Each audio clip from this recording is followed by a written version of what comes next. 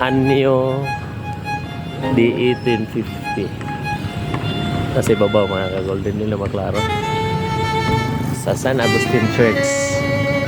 O ni nahibilin mga ka-golden. Napangkahoy mga ka-golden sa iyang arko. Mga ka-golden, akong ipakita ninyo ang fasad sa karaan. Remnant fasad sa karaan nga simbahan sa San Agustin. Ato raman dito ang upuan nga simbahan mga ka-golden pa. Tara dito sa unahan. So, dali panglaw ni mga ka-golden. Tara po panglaw. Niya tanawa ni mga ka-golden.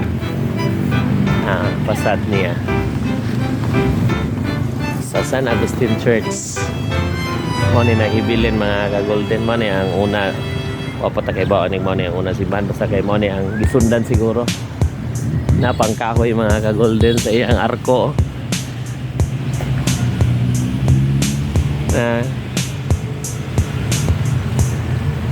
Dira ang pultahan Anyo D1850.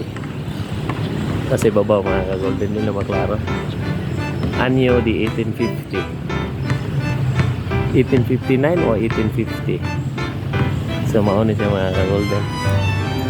Dira gihapon ang arko. So nindot gihapon ang pagka buhat mga ka-golden. Mauna yung taon na ibilin. Tanaw to sa luyo na ang tiles.